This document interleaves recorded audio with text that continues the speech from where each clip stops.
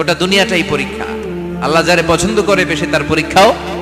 আসাদুন নাসি বালাআন আল আম্বিয়া, এই পৃথিবীতে আল্লাহ সবচেয়ে বেশি বালা মুসিবত দিয়ে পরীক্ষা করেছেন নবীদের, কারণ নবীরা আল্লাহর কাছে কম প্রিয় না বেশি প্রিয়।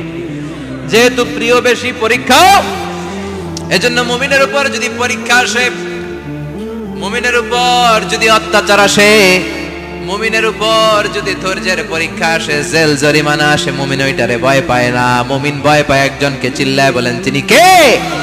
কারণ আল্লাহর ঘোষণা ওয়ালা তাহিনু ওয়ালা তাহজানু, ঘোষণাটা কার? ভয় নাই, তোদের চিন্তা নাই। আনতুমুল আ'লাউনা ইন কুনতুম মুমিনিন, তোমরাই বিজয়ী হবা যদি মুমিন হও, যদি মুমিন হও। এজন্য ধৈর্যের পরীক্ষা দিতে হবে, আল্লাহর উপর তাওয়াক্কুল করতে হবে, অত্যাচার আর জুলুম আল্লাহর নামে সহ্য করে যেতে হবে। চিল্লায় বলেন ঠিক কি না? কারণ মুসলিমের সাথে আল্লাহ থাকে।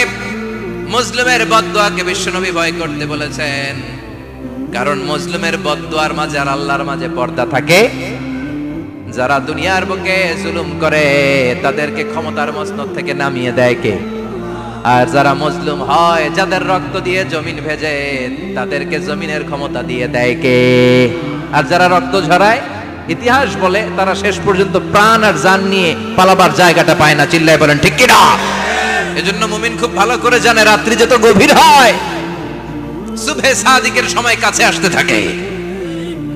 গর্ভবতী নারীর পেটের জ্বালা যন্ত্রণা, ব্যথার পেইন যত বাড়ে, নতুন মেহমান আগমনের সময় কাছে আসতে থাকে। তেমনি ইসলামের পক্ষের শক্তির উপর যদি অত্যাচার, অনাচার, স্টিম রোলার বেড়ে যায়, এটা প্রমাণ করে ইসলামের বিজয়ের সময় কাছে আসতে শুরু করেছে। চিল্লায় বলো ঠিক কি না? এজন্য রাব্বুল আলামিন ডেকে বলেন, গোলাম লিয়াবলুয়াকুম আইয়ুকুম আহসানু আমালা,